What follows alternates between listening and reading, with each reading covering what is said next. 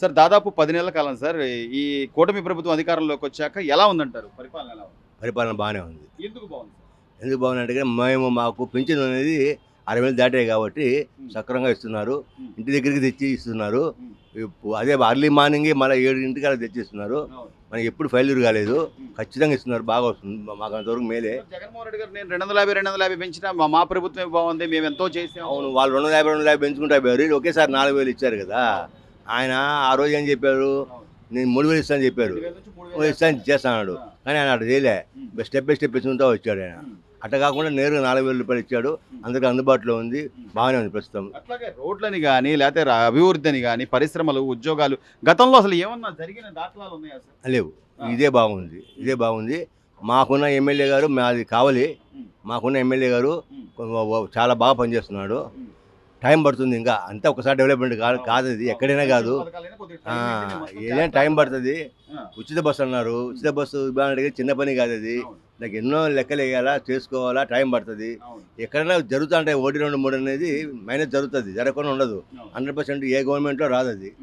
ఘనంగా వస్తుంది. బెస్ట్ కూడా అంటే కళ్ళ ముందు కనపడుతున్న ఈ రోజు ఉచిత ఇసుక దొరుకుతుంది, లేకపోతే అన్నా క్యాంటీన్లు పెట్టారు, మళ్ళీ 5 రూపాయలకే అన్న పేదవాడి కడుపుని ఇన్ని జరుగుతున్నా ఇంకా అసలు ఏం చేయలేరు.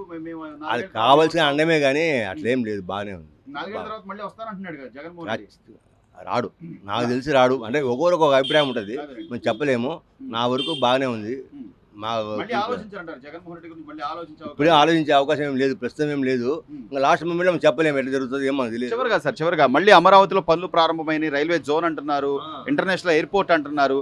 అవన్నీ చంద్రబాబు నాయుడు గారు అనుకున్నట్టుగా చేస్తారంటారా? చేస్తారు. నమ్మకం ఉంది. నమ్మకం ఉంది. నెల్లూరు ఎయిర్పోర్టు చాలా కాలం ఎప్పుడో అయిపోవాల్సింది. మా నెల్లూరు కన్నా కర్నూలు ముందే అయిపోయింది ఆఖరికి. సరైన నాయకులు లేక నెల్లూరు జిల్లాలో చాలా ఆలోచన చేశారు. ఇప్పటికే లేట్ అయింది. అది కూడా అక్కడ దగదీర్తి అనే ఊరు ఉంది, నెల్లూరు కావాలి మధ్యలో. అక్కడ ఓకే చేశారు. పొలాలు కొన్నారు. అంత ముందే జరిగింది అంతా అది ప్రాసెస్. ఇంకా వర్క్ మొదలు పెట్టడమే. ఈ భోగాపురం అయినాక ఏదైనా మొదలు పెడతారని అనుకుంటున్నాము. వస్తాయి వస్తాయి వస్తాయి. మాకు రామాయపట్నంలో కూడా 95,000 కోట్లతో బీపీలు ఏదో ఒక పరిశ్రమ పెడుతున్నారు. ఖచ్చితంగా వస్తాయని నమ్మకం ఉంది. బాగుంది. ఇంతవరకు బాగుంది దేవుని దేవలన. సార్ దాదాపు 10 నెలల కాలం అవుతుంది. మళ్ళీ అమరావతి లైన్లో పడింది అంటున్నారు. అమరావతికి సంబంధించి రైల్వే జోన్ అని కానీ లేదా ఎయిర్పోర్ట్స్ అని కానీ ఎట్లా ఉంది సార్? పరిస్థితి ఎలా ఉంది అనుకుంటున్నారు? అదే సీనియర్ ఇది అత్యవసరమైనటువంటి మీటింగ్ కూడా ఈ సమయంలో. ఎందుకంటే రాష్ట్రం చాలా కడు పరిస్థితుల్లో ఉన్నటువంటి స్థితిలో మళ్ళీ కూటమి ప్రభుత్వం వచ్చిన తర్వాత కొన్ని కార్యక్రమాలన్నీ రాష్ట్రానికి జరగాల్సినటువంటి మేలులన్నీ జరగాలి కాబట్టి ఇప్పుడు